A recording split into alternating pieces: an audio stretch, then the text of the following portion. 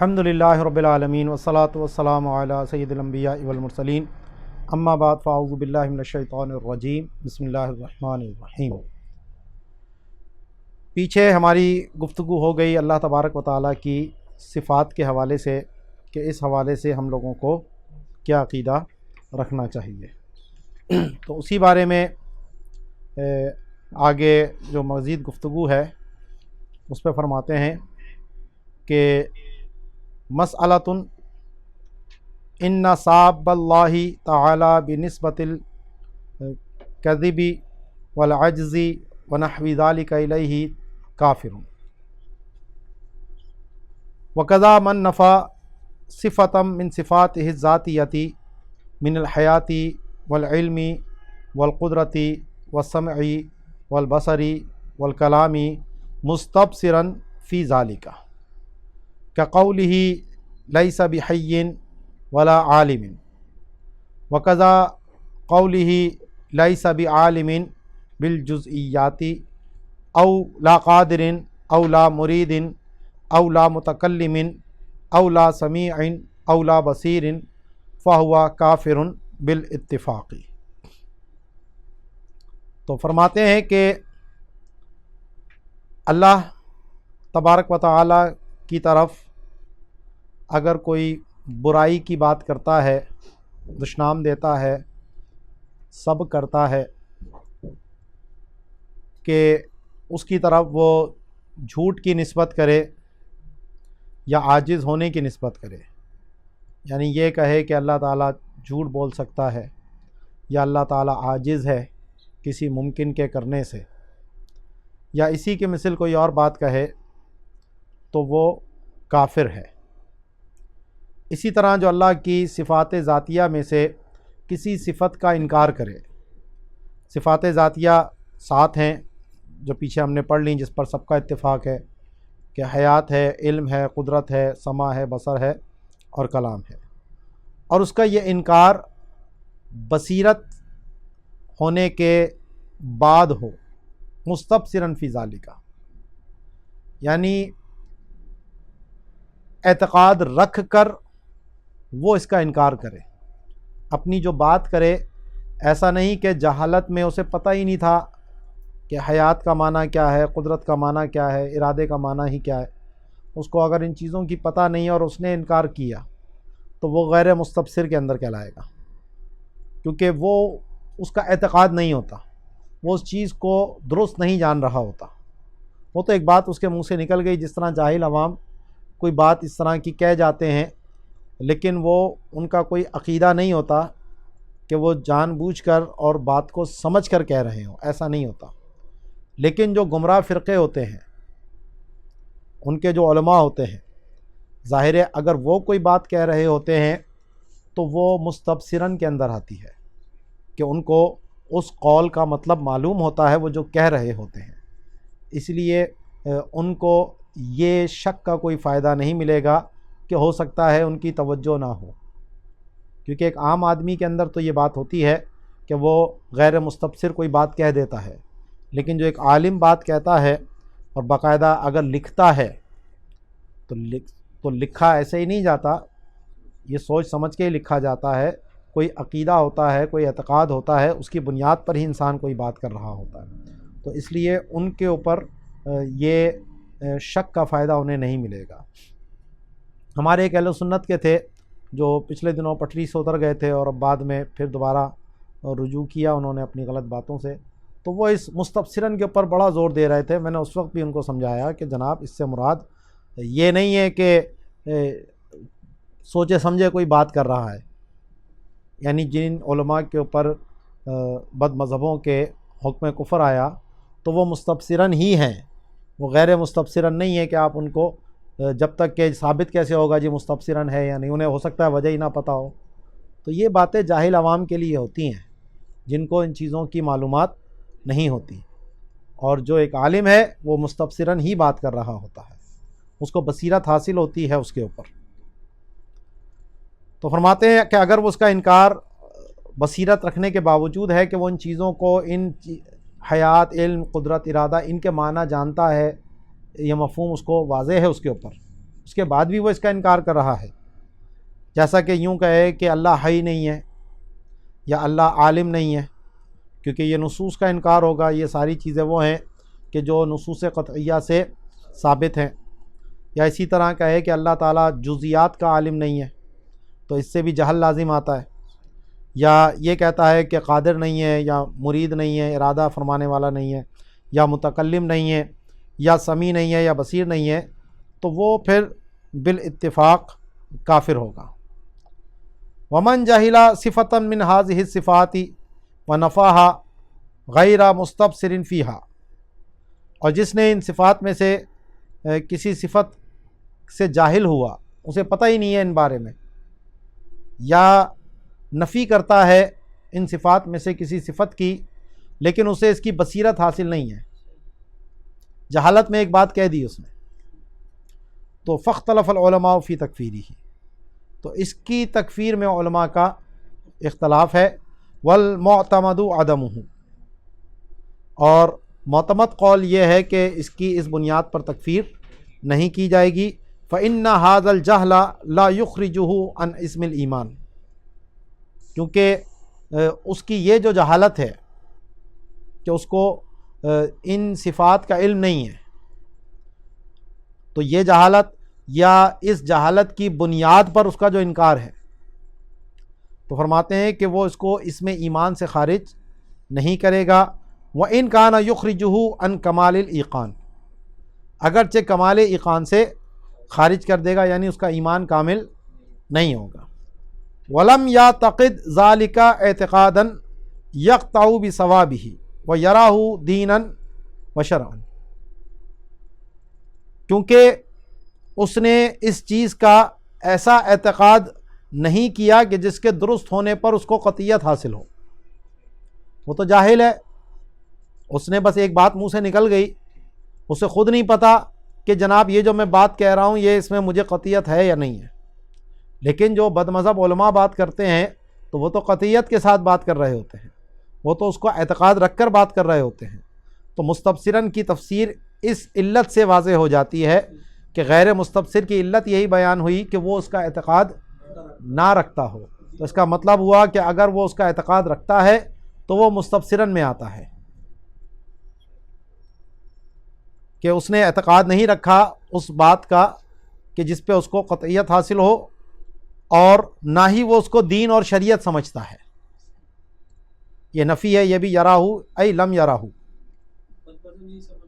جی وہ تو اس کو دین سمجھ کر بات کر رہے ہوتے ہیں، تو اس لیے وہ مستبصرن کہلاتے ہیں جتنے بھی یہ بات ہوتی ہے۔ اب جو تعویل فاسد کر کے اگر صفات کی نفی کرے، جیسے معتزلہ کا معاملہ ہے، تو ان کا کیا حکم ہوگا؟ نفی تو وہ بھی کر رہے ہیں، تو اس کے بارے میں فرماتے ہیں کہ ومن اثبت الوصف، کہ وصف کا تو اس بات کرتا ہے، اللہ عالم ہے، اللہ قادر ہے، اللہ حی ہے، ان سب چیزوں کو مانتا ہے وہ۔ ونفى الصفۃ علی طریق التأویل الفاسد والخطأ المفتی الی الہوی والبدعۃ، لیکن صفت کی نفی کرتا ہے، وصف مان رہا ہے، صفت کی نفی کرتا ہے تعویل فاسد کے طور پر، اور اس خطا کہ جو اس کی خواہش نفس اور بدعت کی طرف لے جاتی ہے۔ کنفی المعتزلۃ صفاتہ القدیمۃ الذاتیۃ، جیسا کہ معتزلہ نے اللہ کی صفات ذاتیہ قدیمہ کا انکار کیا۔ تو اب وہ جو انکار کرتے ہیں اس کی وجہ کیا تھی؟ وہ اپنی دانست میں تعدد قدمہ کے ممنوع سے بچنے کے لیے یہ بات انہوں نے کہی تھی۔ تو فرماتے ہیں علی تواہم الحذر من تعدد القدمہ، کہ تعدد قدمہ کی جو ممنوع معاملہ ہے، اپنے گمان میں وہ اس سے بچنے کے لیے یہ بات انہوں نے کہہ دی کہ صفات کا انکار کر دو۔ وقولہم، اور اسی طرح ان کا یہ کہنا کہ عالم لا علم لہ، کہ اللہ عالم تو ہے لیکن صفت علم کے ساتھ نہیں ہے۔ پیچھے بھی یہ بات ہو چکی ہے ہماری کہ وہ اللہ کی ذات ہی سے علم مانتے ہیں، ذات کے ما سوا ان صفات کا کوئی اور زائد معنی وہ نہیں مانتے۔ فہذا مما اختلف السلف والخلف فی تکفیر قائلہ و معتقدہ، تو یہ ہے وہ کہ جس میں ہمارے جو متقدمین ہیں سلف صالحین اور جو متاخرین ہیں جو خلف ہیں ان کے بعد میں آنے والے، تو اس کہنے والے کی تکفیر میں اور اس کے اس اعتقاد کے کفر ہونے میں علماء کا اختلاف ہے۔ فمن رعا اخذہم بالمعالی لما یؤدیہ الیہ قولہم ویسوق الیہ مذہبہم کفرہم، تو اب جس نے ان کے اس قول کے انجام کو دیکھا اور ان کا مذہب جس طرف لے کر جا رہا ہے بات کو، تو جس نے انجام کی طرف توجہ کی، کیونکہ یہ ایسی بات ہے کہ جس سے خود عالم ہونے کی ہی نفی ہو رہی ہے، اگرچہ وہ عالم مان کر لیکن اس کے ساتھ وہ ایک ایسی چیز مان رہا ہے کہ جو اس عالم کے منافی بن رہی ہے، تو اس کا یہ ماننا بیکار ہو گیا۔ جب اس نے اس کی ضد کی بات مان لی تو پھر اس کا یہ ماننا اس کے لیے کارآمد نہیں ہے۔ تو جس نے ان کے معال کو دیکھا، جس کی طرف ان کا قول لے کے جا رہا ہے اور ان کا مذہب جس طرف انہیں چلا رہا ہے، تو کفرہم، تو اس انجام کے اعتبار سے انہوں نے اس کی تکفیر کی، کیونکہ یہ ضروریات دین کا انکار ہو گیا۔ علم کے انکار سے عالم کا انکار ہو جائے گا، اور اللہ کا عالم ہونا یہ ضروریات دین میں سے، تو براہ راست انہوں نے عالم کا انکار نہیں کیا، لیکن ان کے قول کا نتیجہ یہ اس کے انکار کی طرف نکال رہا ہے۔ جی، لِأَنَّهُ إِذَا نَفَى الْعِلْمَ انتفى الْعَالِمَ، کیونکہ جب انہوں نے علم کی نفی کر دی تو یہ عالم کی بھی نفی ہو گئی۔ اذ لا یوصف بعالم الا من له العلم، کیونکہ جناب عالم کے ساتھ تو وہی موصوف ہوگا کہ جس کے اندر علم ہوگا، علم کے بغیر عالم کیسے ہو سکتا ہے؟ تو جب اللہ کے لیے عالم مانا لیکن علم کی نفی کر دی، تو بغیر علم کے تو عالم ہو نہیں سکتا، تو اس کا نتیجہ یہ نکلا کہ عالم کی بھی نفی ہو گئی۔ فَكَأَنَّهُمْ صَرَّهُ عِنْدَهُ بِمَا أَدَّى إِلَيْهِ قَوْلُهُمْ مِنْ لُزُومِ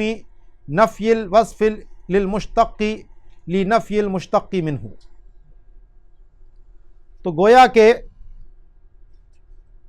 صراحت کر دی ان لوگوں نے اس کے نزدیک، یعنی جو ان کی تکفیر کے قائل ہیں، اندہو کی ضمیر اس طرف جا رہی ہے جس نے ان کی تکفیر کی، تو اس قائل بھی تکفیر کے نزدیک ان لوگوں نے صراحت کر دی اس چیز کی کہ جس کی طرف ان کا قول لے کے جا رہا ہے، کہ جب مشتق منہ کی نفی ہو جائے تو اس سے وصف جو مشتق ہے اس کی بھی نفی لازم آ جاتی ہے، کہ جب علم کی نفی کر دی جو کہ مشتق منہ ہے تو اس سے عالم کی بھی نفی ہو جاتی ہے کہ جو مشتق ہے، اسی علم سے ہی عالم بنا ہے، تو جب علم کی نفی ہو گئی تو پھر عالم کیسے بنے گا؟ وَمَن لَّمْ يَرَى أَخْذَهُمْ بِمَعَالِ قَوْلِهِمْ وَمَا لَزِمَهُمْ بِمُوجِبِ مَذْهَبِهِمْ لَمْ يَرَى إِكْفَارَهُمْ، اور جن لوگوں نے ان کے قول کے انجام کو نہیں لیا اور جو ان کے مذہب کی وجہ سے ان پر لازم آ رہا ہے، تو انہوں نے ان کی کفر کا قول نہیں کیا۔ قالا، تو انہوں نے فرمایا کہ لِأَنَّهُمْ إِذَا اطَّلَعُوا عَلَى هَذَا، کہ جب یہ بات پر وہ لوگ مطلع ہوں، جو ہم بات کہتے ہیں کہ بھائی اس سے تو عالم ہونے کی نفی ہو رہی ہے، تو قالو، تو وہ یہ جواب میں ہمیں کہتے ہیں لا نقول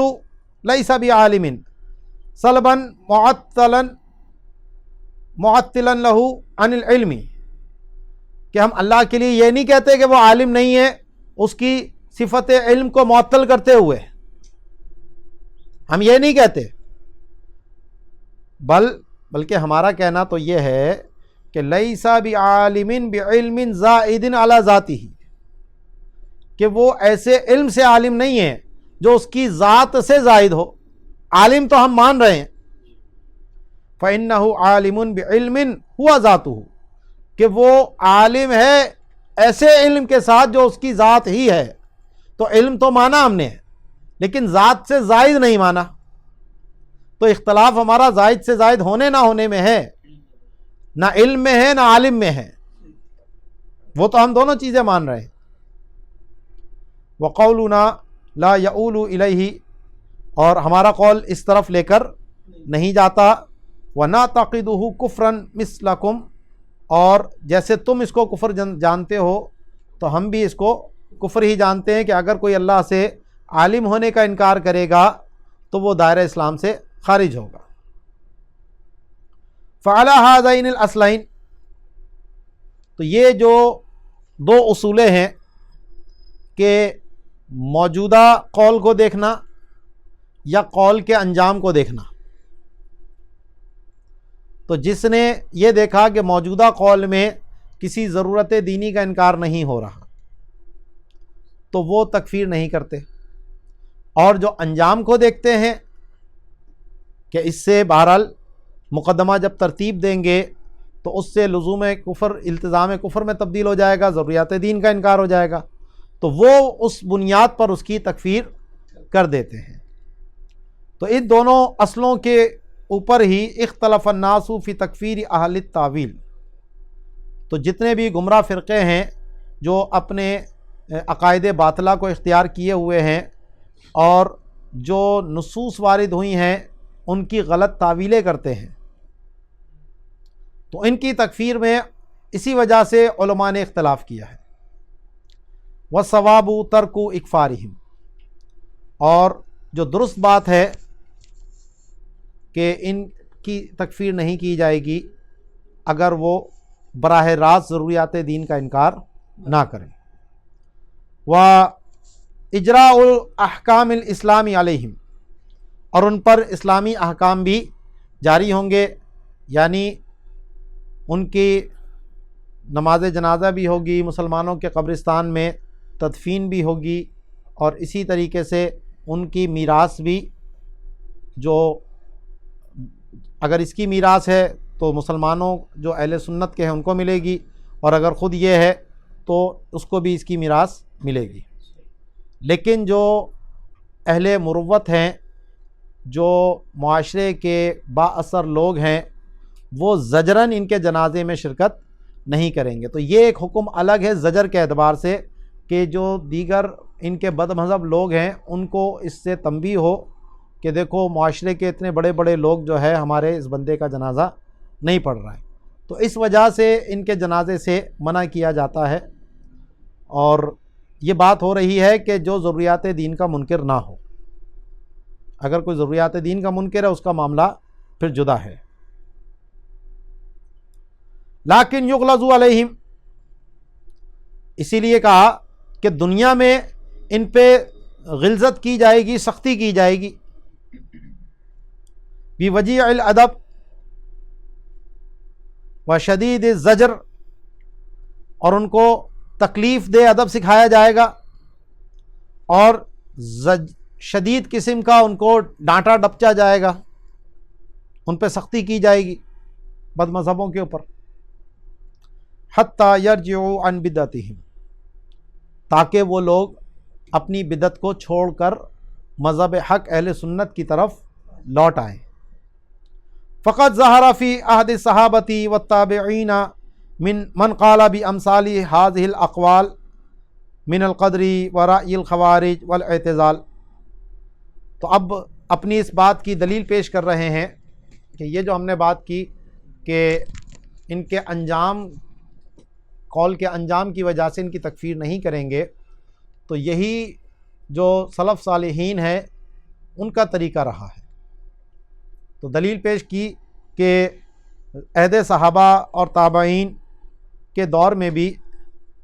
اسی اقوال کی طرح گمراہی کے اقوال ظاہر ہوئے، قدریہ کا فرقہ ظاہر ہوا تھا، اور خوارج کے عقیدے والے لوگ ظاہر ہوئے تھے، اور معتزلہ بھی تابعین کے دور میں ظاہر ہو گئے تھے۔ تو یہ تین گمراہ فرقے موجود تھے، قدریہ بھی تھے، خوارج بھی تھے، اور معتزلہ بھی تھے۔ تو فما ازاحوا لہم قبرا، تو انہوں نے اس بنیاد پر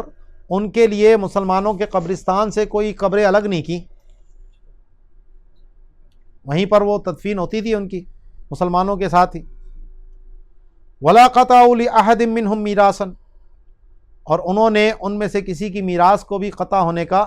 حکم نہیں دیا، کیونکہ کفر کی وجہ سے تو میراث کا حکم منقطع ہو جاتا ہے۔ مرتد نہ خود وارث ہوتا ہے کسی مسلمان کا، اور نہ کوئی مسلمان اس کا وارث ہوتا ہے۔ ہاں، جو بات ہو رہی ہے حالت ارتداد میں جو اس نے کمایا، کیونکہ جو حالت ارتداد میں اس نے کمایا ہو وہ فیل للمسلمین ہوتا ہے، اور جو کفر سے پہلے کا جو اس کا مال ہوتا ہے وہ مسلمانوں میں تقسیم ہوتا ہے، اس کے وارثین میں ہوتا ہے۔ لکنہم حجروہم فی الکلام والسلام والمقام والطعام، کہ ان بزرگوں نے، صحابہ اور تابعین نے، ان کو چھوڑ دیا کلام کے معاملے میں، ان سے گفتگو نہیں کرتے تھے، بات چیت بند کر دی ان سے، سماجی مقاطعہ کیا، اور سلام کے اندر بھی ان کو سلام نہیں کرتے تھے، ان کے سلام کا جواب نہیں دیتے تھے۔ ابو داؤد شریف میں اور دیگر کتابوں میں موجود ہے، حضرت عبداللہ ابن عمر کا ایک دوست تھا غالباً ملک شام میں، تو وہاں سے کوئی ملنے آیا، اس نے اس کا سلام پیش کیا، تو آپ نے کہا کہ میں نے اس کے بارے میں سنا ہے کہ اس نے تقدیر کے بارے میں کوئی بات کہی ہے، یعنی تقدیر کا انکار کیا ہے، تو تم میرا سلام اس کو مت بھیجنا، منع کر دیا۔ تو عبداللہ ابن عمر سے بڑھ کر سنت کا متبع، حالانکہ سلام کرنا، سلام کا جواب دینا یہ عظیم سنتوں میں سے ہے، لیکن اور اس نے سلام بھیجا بھی، تو آپ نے جوابی سلام نہیں دیا اس کو۔ اسی طرح اس کے ساتھ رہنا، اٹھنا بیٹھنا، و طعام، اور کھانا پینا، یہ سارے سلسلے جو ہے ان بزرگوں نے، ان صحابہ نے، تابعین نے ان بد مذہبوں کے ساتھ یہ سب چیزیں چھوڑ دی۔ وَأَدَّبُوهُمْ بِالضَّرْبِ، اور انہوں نے ان کو تادیب کی ضرب کے ذریعے، کوڑے وڑے لگائے، کوئی پٹائی وٹائی لگائی۔ وَالنَّفْيَ أَيْ الْإِخْرَاجِ مِنْ بِلَادِهِمْ أَوِ الْحَبْسِ لِدَفْعِ فَسَادِهِمْ، کہ ان کو اپنے شہروں سے انہوں نے جلا وطن کر دیا، یا ان کو قید میں ڈال دیا تاکہ ان کا فساد دور ہو۔ والقتل لأرباب عتوهم وعنادهم على قدر احوالهم، اور جو ان کے سرکش تھے اور جو عناد میں پڑے ہوئے تھے، میں نہ مانوں کی رٹ مارے ہوئے تھے، اپنی ہٹ دھرمی سے باز نہیں آ رہے تھے، تو جو زیادہ فسادی تھا تو اس کے قتل کے اوپر بھی انہوں نے تادیب کی۔ تو یہاں تک بھی حکم ہو سکتا ہے، لیکن ان کے احوال کے مطابق، ہر ایک پر ایک ہی حکم لاگو نہیں ہوگا۔ لیکن یہ جو حکم ہے کہ سلام، کلام، طعام، ان چیزوں میں ان کو الگ رکھا جائے گا، اس پہ یہ تو سب کا اتفاق ہے کہ یہ چاہے چھوٹا ہو یا بڑا ہو، سب پر یہی حکم لگے گا۔ لیکن جو شہر سے باہر نکالنا ہے، یا قید میں ڈالنا ہے، یا اس کو قتل کا حکم دینا ہے، تو کیونکہ یہ پھر ہر شخص کا جرم جیسا ہوگا، سزا بھی اس کے مطابق ہوگی، تو ہر ایک کو ایک ہی سزا نہیں دی جائے گی۔ لِأَنَّهُمْ بِاعْتِقَادِهِمْ مَا يُخَالِفُ الْحَقَّ مِمَّا لَا युकफ़्फ़रून बिही फ़ुस्साक़ुन दल्लालुन उसातुन अस्हाबु कबाइरा, क्योंकि उनके वो एतक़ाद रखने की वजह से कि जो हक़ के मुखालिफ है और उस बुनियाद पर उनकी तकफ़ीर नहीं होती, लेकिन फुस्साक़ हैं, फासिक हैं, दीन के हुक्म से निकल जाने वाले हैं और गुमराह हैं, गुनाहगार हैं और गुनाह कबीरा के मुर्तकिब हैं। इसलिए दुनियावी हुक्म में उन पर ये इन मामलात में सख्ती की जाएगी। ठीक है जी। तो ये हुक्म जो है वो हर उसका है कि जहाँ पर गुमराही का मामला हो। जैसे ये इनका लिपिस का जो मामला है वो भी जुमरे में आएगा, वो भी ताबील करते हैं। जी, आगे आ रहा है ना मसला। अक़ूलु, आला हज़रत ने जो हाशिया यहाँ लगाया वो देख लीजिए, यहाँ फ़ायदेमंद है हाशिया ये। मा ज़ुकिरा इला हुना मिन क़ौलिही लाकिन युग़लज़ु या युग़ल्लज़ु हक़्क़ुन वादिहुन फ़ी कुल्ली बिदअतिन दलालतिन, कि ये जो मातिन ने यहाँ से अपनी बात ज़िक्र की कि तकफ़ीर तो नहीं है लेकिन उन पर सख्ती की जाएगी, तो ये हुक्म बिल्कुल हक़ है और हर बिदअत दलाला के हक़ में ये वाज़ेह है। यानी वो बिदअत के जिस पे हुक्म गुमराही का लगता हो, क्योंकि हर बिदअत पे गुमराही का हुक्म नहीं लगता जब तक वो अम्र मक़तू की मुखालिफ ना हो, किसी क़त्ई चीज़ की मुखालफत ना हो उस बिदअत की वजह से, उस वक्त तक उस पर गुमराही का हुक्म नहीं लगता। अब आला हज़रत मिसाल दे रहे हैं, पीछे भी ये हाशिया गुज़रा था मुसल्लम सुबूत की शरह के हवाले से, कि ये जो ज़ात और सिफ़ात के ताल्लुक़ का मामला है कि ये ऐने ज़ात हैं या गैर ज़ात हैं या ज़ात से मासिवा मानी हैं, तो ये जो गुफ्तगू है, क्योंकि अल्लाह के लिए सिफ़ात तो साबित हैं लेकिन इस ताल्लुक़ के हवाले से कोई नुसूस क़त्इया जो हैं वो हमारे पास मौजूद नहीं है। ये अक़ली एतबार से जो बातें की गई हैं तो हर बात से कोई ना कोई फिर एतराज़ उसके ऊपर बहरहाल होता है। ऐने ज़ात और गैर ज़ात दोनों की नफ़ी करें तब भी सवालात तो फिर भी खड़े हैं वहाँ, इसीलिए बाज़ लोगों ने फिर उसके बरखिलाफ़ कौल भी किया। तो अहले सुन्नत के माबैन ही ये चीज़ ऐसी है कि अक़वाल मौजूद हैं। तो जब इस तरह के अक़वाल मौजूद हैं और किसी अम्र मक़तू का इनकार नहीं हो रहा, तो इस बुनियाद पर हम इस बिदअत को गुमराही करार नहीं देंगे। इसलिए फरमाते हैं वल अस्वबु इंदी फ़ी खुसूसिल मसअलती आनी नफ़्या ज़ियादति सिफ़ाती मा क़द्दमतुहु अन मुसल्लमि सुबूती व शरहिही फ़वातिर रहमूत मिन अन्नहु बिदअतुन ला तूजिबु फ़िस्क़न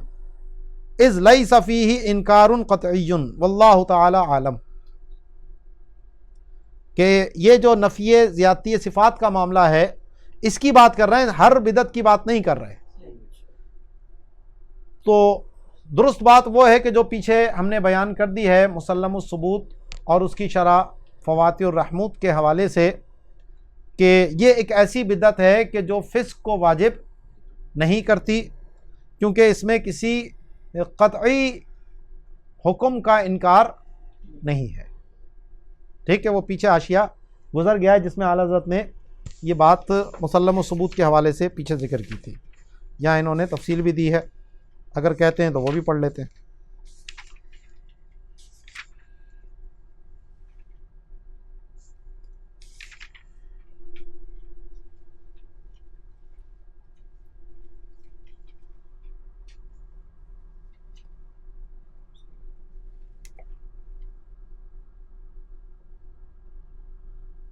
सफ़ा 112 पे मेरे पास जो है,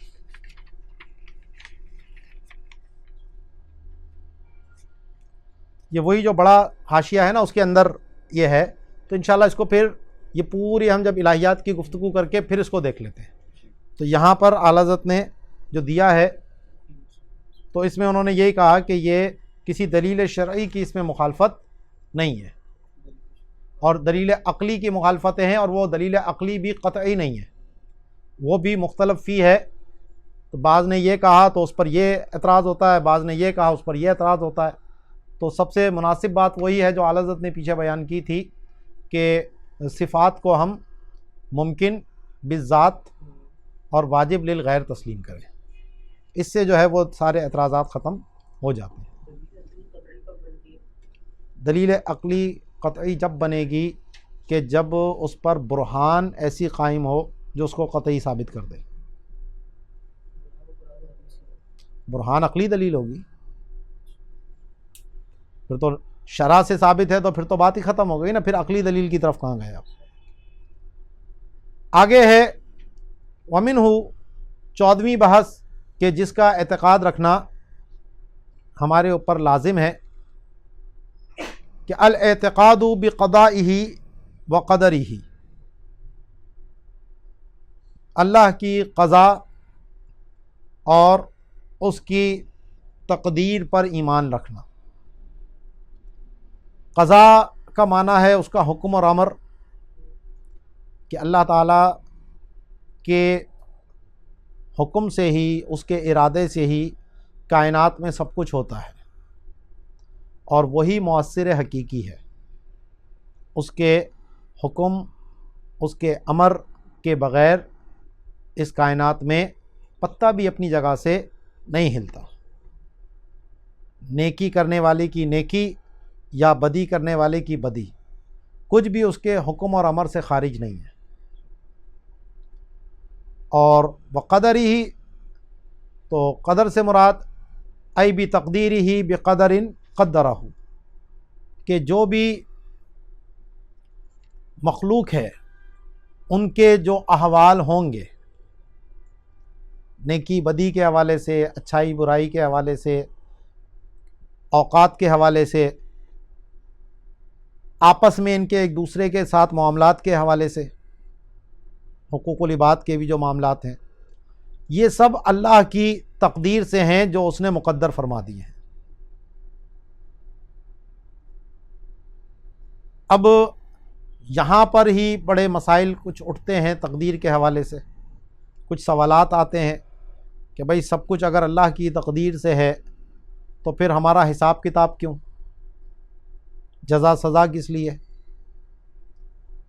تو یہ ایسا مسئلہ ہے کہ جس کے اندر بہت سے لوگ گمراہ ہوئے. اب بعض چیزیں بالکل بدیہی ہیں کہ انسان ایک حرکت اپنے قصد اور ارادے سے کرتا ہے، ایک حرکت جو راشے کی حرکت ہوتی ہے، بڑھاپے میں انسان کے ہاتھ ہلتے ہیں، وہ اس کو روکنا بھی چاہتا ہے تو نہیں رک پاتا، وہ مجبور ہے اس کے اندر. تو ہم بدیہی طور پر دونوں حرکتوں میں فرق جانتے ہیں، تو دونوں کو ایک کہنا یہ تو بدیہی کا انکار کرنا ہے. تو ہمیں پتہ ہے کہ ایک چیز میں انسان کا اختیار ہے اور اس راشے کی حرکت روکنے میں انسان کا اختیار نہیں ہے، تو دونوں میں فرق ہے نا. تو اب یہ جو ہم میں حساب کتاب ہے، ہم پر جو جزا سزا ہے، وہ اسی اختیار کے مطابق ہے. اب یہ کوئی کہے اللہ نے تو فیصلہ فرما دیا ہے تو ہم تو مجبور ہو گئے. تو اللہ نے جو فیصلہ فرمایا ہے وہ یہ فرمایا ہے کہ یہ بندہ اپنے اختیار سے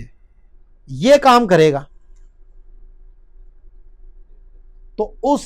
فیصلے سے اختیار ثابت ہوتا ہے، عدم اختیار ثابت نہیں ہوتا. اگر آپ اس فیصلے کی بات کر رہے ہیں تو وہ فیصلہ یہ تھا ازل میں کہ یہ فلاں فلاں بندے جو بھی اللہ کی مخلوق ہے وہ جو کام بھی کریں گے اپنے قصد اور ارادے سے کریں گے، اپنے اختیار سے کریں گے، اس پر ہی اللہ پکڑ فرمائے گا، اس پر ہی حساب کتاب ہے. ورنہ یہ بات تمہیں سمجھ آ گئی جبر کی اللہ تبارک و تعالی جو عالم الغیب و شہادہ ہے اسے یہ بات نہیں معلوم کیا؟ وہ مالک الملک ہے، اس پہ تم اعتراض جڑ رہے ہو، تو خود اس کو نہیں معلوم ہے کہ بات کیا ہے۔ فَإِنَّهُ مِن شُعَبِ الْإِيمَانِ، کیونکہ تقدیر پر ایمان لانا یہ ایمان کی شاخوں میں سے ایک شاخ ہے۔ وَقَدْ ثَبَتَ بِالْأَدِلَّةِ الْقَاطِعَةِ مِنَ الْكِتَابِ وَالسُّنَّةِ وَعَلَيْهِ إِجْمَاعُ الصَّحَابَةِ وَأَهْلِ الْحِلِّ وَالْعَقْدِ مِنَ السَّلَفِ وَالْخَلَفِ، کہ تقدیر کے اعتقاد ہی پر، اس کے قضاء و قدر پر، اس پہ ادلہ قاطعہ بھی موجود ہیں کتاب و سنت سے، اور اس پر صحابہ کا اجماع بھی ہے، اور جو علماء دین ہیں سلف اور خلف میں سے ان کا بھی اس پہ اتفاق ہے۔ اب اس تقدیر کے منکر دو طرح کے لوگ ہوئے، ایک قدریہ اور ایک جبریہ۔ قدریہ وہ لوگ ہیں جو تقدیر کا انکار کرتے ہیں کہ تقدیر کچھ نہیں ہے، انسان جو کچھ کرتا ہے وہ اپنے ہی ارادے اختیار سے کرتا ہے، اللہ کا اس میں کوئی ارادہ اختیار نہیں ہوتا۔ اس پہ پیچھے بھی ہماری کافی گفتگو ہو گئی، تو اس کا مطلب ہے کہ اللہ کی بادشاہت میں اس کے ارادے کے بغیر بھی کچھ ہو رہا ہے، تو اس سے بڑا نقص اس کی بارگاہ میں کیا ہوگا؟ جو وہ استاد ابو اسحاق اسفرائینی کا مکالمہ میں نے پیچھے ذکر کیا تھا، تو فرماتے ہیں وَأَنْكَرَتِ الْقَدَرِيَّةُ، قدریہ نے انکار کیا، زَاعِمِينَ، یہ گمان کرتے ہوئے، انہ سبحانہ لم یقدر شیئا، کہ اللہ نے کوئی چیز مقدر نہیں فرمائی۔ اچھا، قدریہ سے ایسا لگتا ہے کہ یہ قدر ماننے والے ہیں، تو یہاں پر یہ سلب کے طور پر ہے۔ بعض اوقات کسی کا نام اس کی ضد پہ رکھ دیا جاتا ہے، اور یہ میری بھی عادت آپ لوگوں کو پتہ ہے، میں بھی، وہ میرے ایک شاگرد تھے، ان کی مونچھیں صاف تھی، تو میں اس کو کہتا تھا مچھڑ۔ وہ آج بھی مجھے فون کرتے تو ایسے ہی کہتے ہیں، استاد صاحب میں مچھڑ بات کر رہا ہوں۔ تو ان کا نام بھی قدریہ اس ضد پر ہی ہے، تو یہ تقدیر ماننے والے نہیں ہیں، تقدیر کا انکار کرنے والے ہیں، عدم تقدیر والے ہیں۔ یہ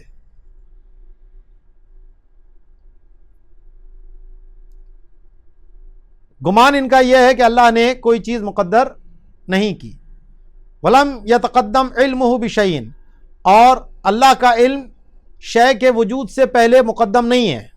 بلکہ ہونے کے بعد اللہ کو پتہ چلتا ہے، معاذ اللہ۔ وَأَنَّهُ إِنَّمَا يَعْلَمُهُ بَعْدَ وُقُوعِهِ، کہ اس چیز کے ہونے کے بعد اللہ کو علم ہوتا ہے۔ وَبُطْلَانُ هَذَا أَظْهَرُ مِنَ الشَّمْسِ، اور ان کے اس گھٹیا عقیدے کا بطلان اظہر من الشمس ہے، سورج سے بھی زیادہ واضح ہے، کہ اگر اللہ کو بعد میں علم ہو، اور قرآن کی اتنی نصوص موجود ہے کہ اللہ ہر چیز کو جاننے والا ہے، اس کا علم ہر چیز کو محیط ہے، تو ساری نصوص کا انکار ہو جائے گا۔ پھر خلق کیسے ہو سکے گا معاملہ؟ علم خلق سے پہلے ہے، تو جب علم ہی نہیں ہے تو خلق کیسے ہو گیا؟ تو یہ اتنی ان کی بکواس یہ عقیدہ ہے اور یہ نظریہ ہے کہ جس کا بطلان بالکل واضح ہے۔ وَسُمُّوا الْقَدْرِيَّةَ، ان کا نام رکھا گیا قدریہ، یہ خود اپنا نام انہوں نے نہیں رکھا، ہم نے ان کا نام رکھا ہے، یہ قدریہ ہیں۔ لِإِنْكَارِهِمُ الْقُدْرَةَ، کیونکہ یہ تقدیر کا، قدرت کا انکار کرتے ہیں۔ وَإِسْنَادِهِمْ أَفْعَالَ الْعِبَادِ إِلَىٰ قُدْرَتِهِمْ، اور یہ بندوں کے افعال کی اسناد خود بندوں کی قدرت کی طرف کرتے ہیں۔ قال النووی قد انقرضوا بأجمعهم ولم يبق أحد من أهل القبلة على ذلك، تو علامہ نووی کے دور تک یہ سارے ان کے فرقے جو ہے وہ گزر چکے تھے، خود ہی اپنی موت آپ مر گئے، اور اب اہل قبلہ میں سے کوئی بھی اس عقیدے کا ماننے والا نہیں ہے، سب چلے گئے۔ لیکن وہ جبریہ ہیں، اور آج کل کے جو ہمارے جدید معتزلہ ہیں یا جو لبرل حضرات کہہ لیجیے آپ، وہ اس گڑے مردے کو دوبارہ زندہ کر کے لیا ہے، ٹھیک ہے، وہ اسی گڑے مردے کو اکھاڑ کے لایا دوبارہ، جو پہلے سلف صالحین کے دور میں اپنی موت مر چکا تھا، تو پھر اس مردے میں جان ڈالنے کی ناکام کوشش کر رہے ہیں۔ تو یہ باطل عقیدہ کبھی بھی مسلمانوں میں پنپ نہیں سکتا۔ ومنہم من یقول، اور انہی میں سے قدریہ میں سے ہی کچھ لوگوں کا نظریہ یہ تھا کہ الخیر من اللہ والشر من غیرہ تعالی، کہ خیر اللہ کی طرف سے ہے اور شر جو ہے وہ غیر اللہ کی طرف سے ہے۔ اور وہ کون ہے؟ وہم المعتزلۃ والزیدیۃ وغیرہم۔ تو یہ معتزلہ کا نظریہ تھا، اور دوسرا جو ہے وہ روافض کا ایک فرقہ ہے زیدیہ، جو اپنے آپ کو حضرت زید بن علی بن امام حسین کی طرف منسوب کرتے ہیں۔ اور یہ فرقہ جو ہے وہ زیادہ تر یمن کے اندر موجود ہے۔ جو یہ آپ نے حوثی باغیوں کا نام سنا ہوگا، حوثی، تو یہ حوثی جو ہیں یہ زیدی ہیں جی، اسی لیے ایران جو ہے وہ ان کی سپورٹ کرتا ہے، اگرچہ بہت ساری چیزوں میں یہ جو فقہ جعفریہ ہے اس میں اور فقہ زیدیہ میں فرق ہے، اور عقائد کے اندر بھی ان میں بہت ساری چیزوں میں اختلاف ہے، کیونکہ یہ جو زیدیہ فقہ ہے یہ اصول میں عام طور پر معتزلہ کی پیروی کرتے ہیں، کیونکہ حضرت زید کے حوالے سے جو ان کے ماننے والے تھے، تو انہوں نے جو ہے وہ واصل بن عطا جو معتزلیوں کا پہلا امام تھا اس کی شاگردی اختیار کی تھی، تو اس وجہ سے اس کے نظریات جو ہے وہ اس زیدی فرقے کی طرف منتقل ہوئے ہیں۔ وقد صح انہ صلی اللہ تعالی علیہ وسلم قال القدریۃ مجوس هذه الامۃ، کہ نبی کریم علیہ الصلوۃ والسلام سے یہ حدیث صحیح طور پر ثابت ہے، یعنی صحیح لغیری ہی ہے، متعدد اس کی جو ہے وہ سندیں ہونے کی وجہ سے نیچے اعلیٰ حضرت نے وہ سندیں بھی بیان کی ہیں۔ تو اس امت کے جو مجوسی ہیں وہ قدریہ ہیں۔ قال الخطابی انما جعلهم مجوسا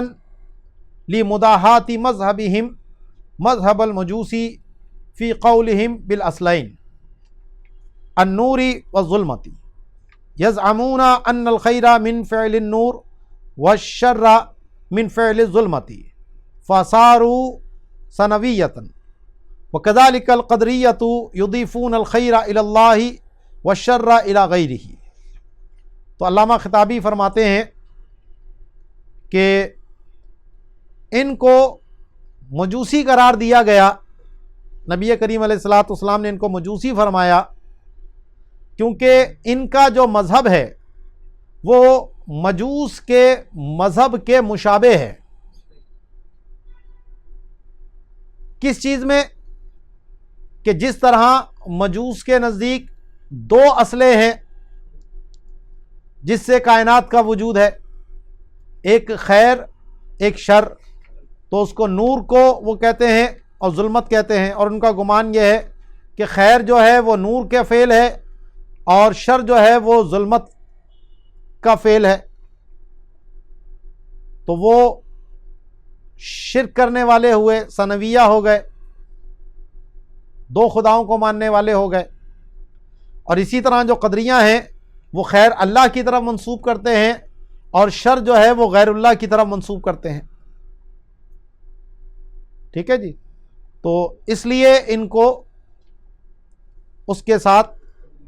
قدریہ کے ساتھ مشابہ قرار دیا گیا۔ والبعث فی القدر والقضاء یوقع فی البلاء۔ اب یہ قضاء و قدر کا معاملہ ایسا ہے کہ اس میں زیادہ بحث مباحثہ کرنا انسان کو فتنے میں ڈال دیتا ہے۔ وقد ورد اذا ذکر القدر فامسکوا، اور یہ بات روایتوں میں موجود ہے کہ جب تقدیر کا ذکر آ جائے تو اپنی زبانوں کو روک لو، رک جاؤ، اس میں زیادہ بحث مباحثہ نہ کرو۔ حتیٰ کہ حضرت عمر فاروق اعظم رضی اللہ تعالیٰ عنہ جیسے اہل علم، چیزوں کو سمجھنے والے، ان کو اس میں بحث کرنے سے روک دیا گیا کہ یہ اللہ کے رازوں میں سے ایک راز ہے، اس راز کے پیچھے مت پڑو، یہ معاملہ کیا ہے یہ وہی جانتا ہے، بس جتنی بات بتائی گئی ہے اتنی سمجھ لو کہ انسان مجبور محض نہیں ہے اور فاعل مختار بھی نہیں ہے، بلکہ درمیان کا معاملہ ہے، اللہ کے اختیار سے ہی اس کو اختیار ہے۔ اور اس کی بڑی آسان مثال دی تھی مولا کائنات حضرت علی کرم اللہ تعالی وجہ الکریم نے، کہ جب پوچھا کسی نے انسان کو اختیار ہے، فرمایا ہاں، کیا کتنا؟ کہا ایک ٹانگ اٹھا، کہا اٹھا لی، کہا دوسری بھی اٹھا، کہا دوسری اٹھاؤں گا تو گر جاؤں گا،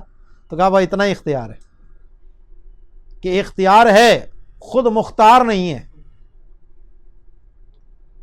تو اختیار ہونا اور ہے اور خود مختار ہونا اور ہے۔ ولا یسلبان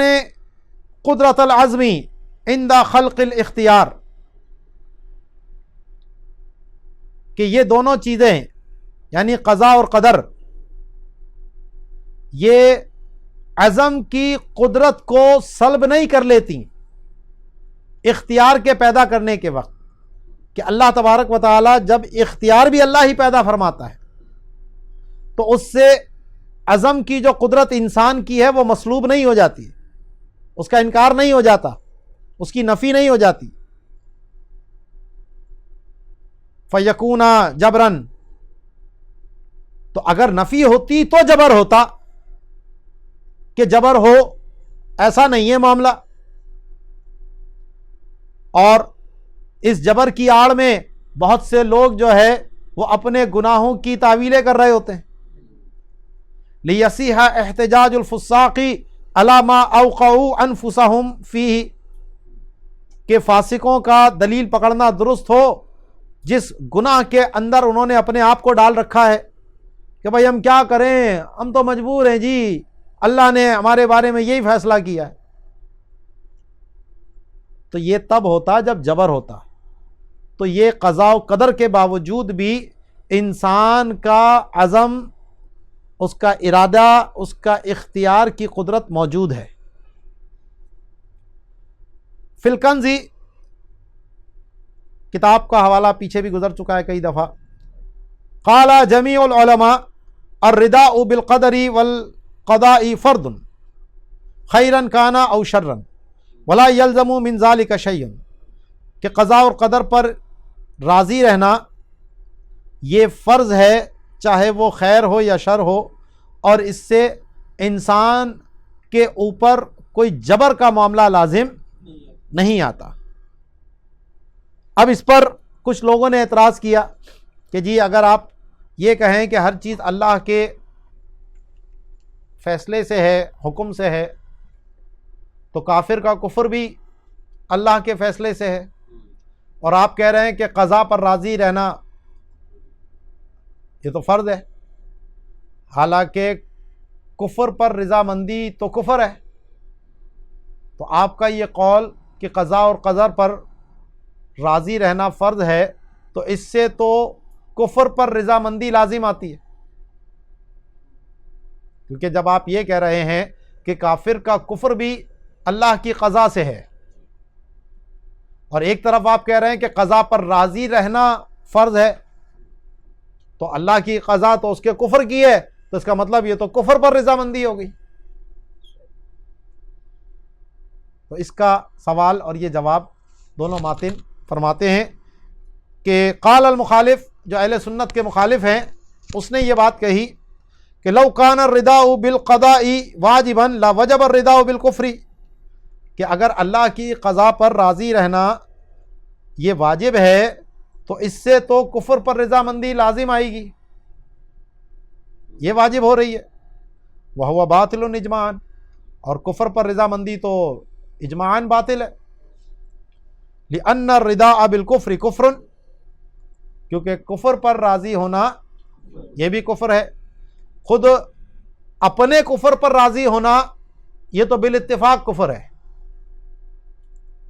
اور دوسرے کے کفر پر راضی ہونا یہ مسئلہ مختلف فی ہے، ٹھیک ہے نا۔ اس میں تفصیل ہے کہ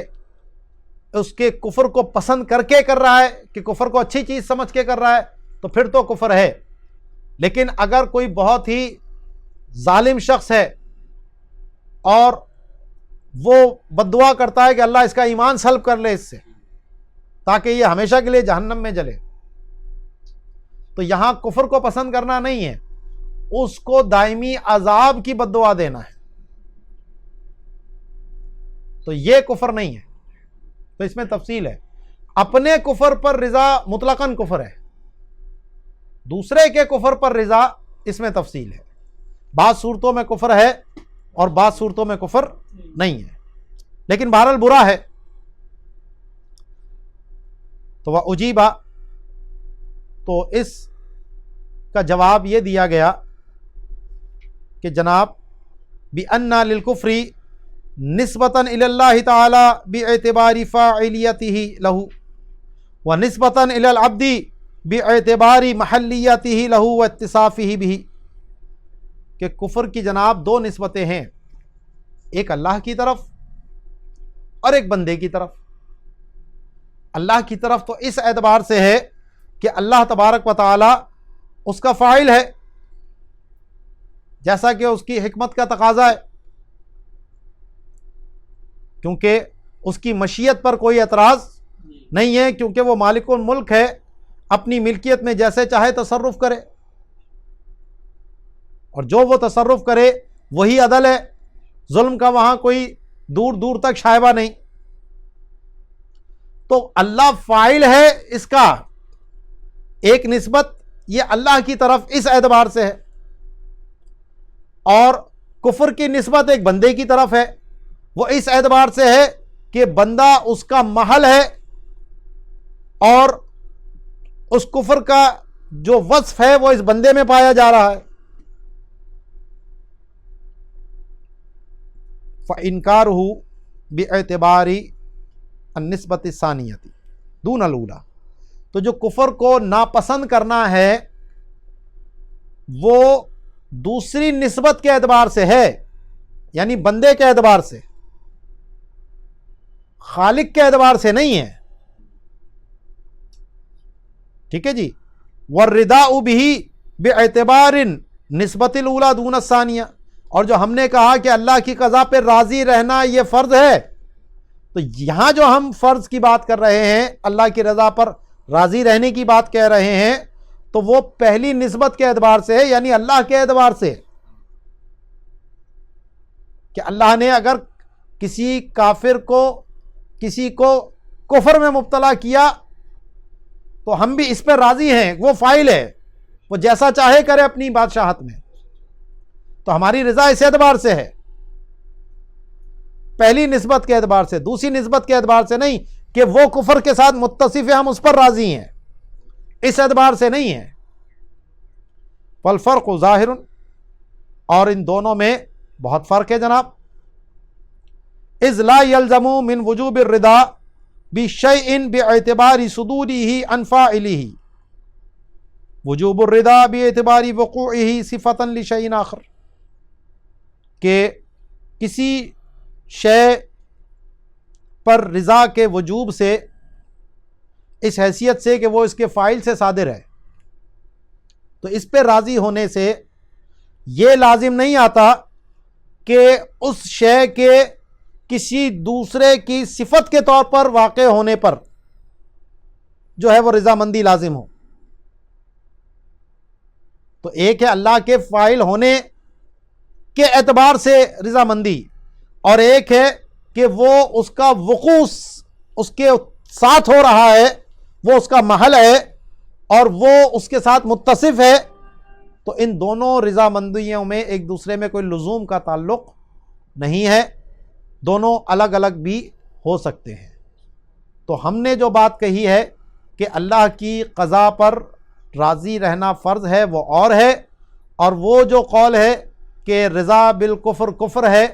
وہ معاملہ اور ہے، آپس میں دونوں میں کوئی تعارض نہیں ہے۔ باقی انشاءاللہ یہیں سے تقدیر کی ہی تھوڑی سی اور گفتگو ہے، اس کو انشاءاللہ یہیں سے جوڑیں گے۔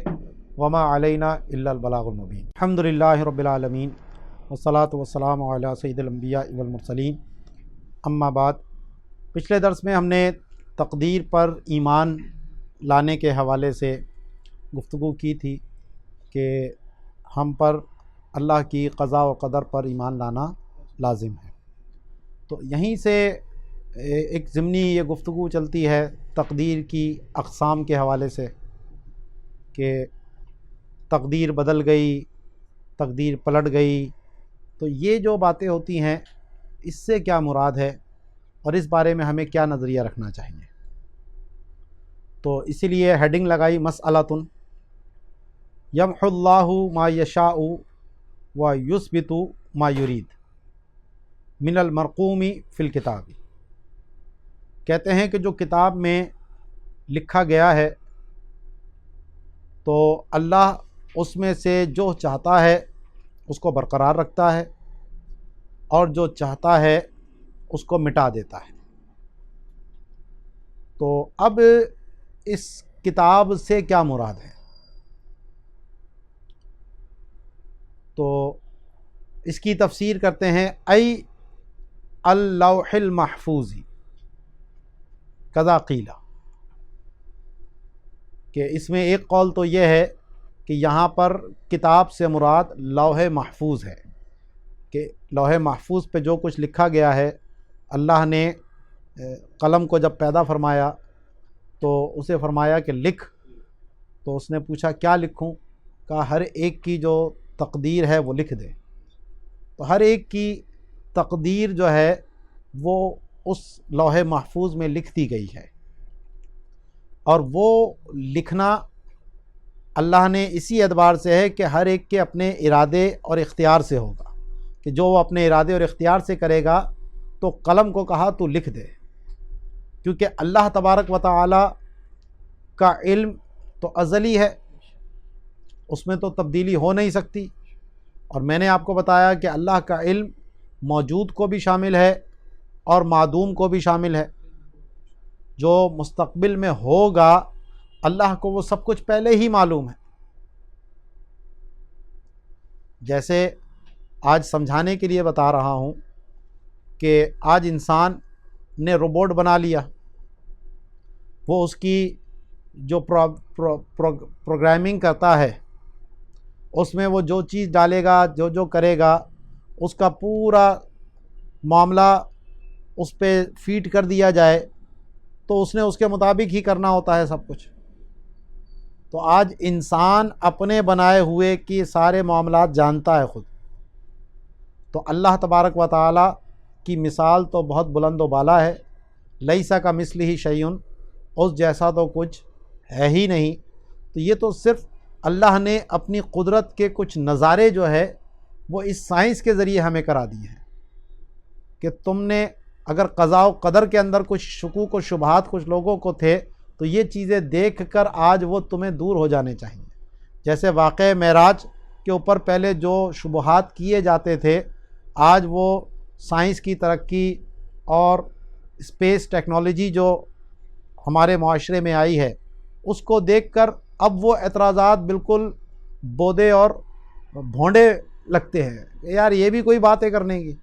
آج دنیا چاند پہ گئی اور مریخ پہ پہنچنے کی باتیں کر رہی ہے اور تم یہ کہہ رہے ہو کہ اس خلا سے باہر کیسے نکلے. ٹھیک ہے، تو اب وہ چیزیں خود بخود رد ہو گئی. تو ایسے ہی تقدیر کے معاملات کے اللہ کا علم تو ازلی ہے، وہ تو سب جانتا ہے کہ کس نے کیا کرنا ہے، کیسے کرنا ہے. تو اس علم کی وجہ سے انسان مجبور نہیں ہوا.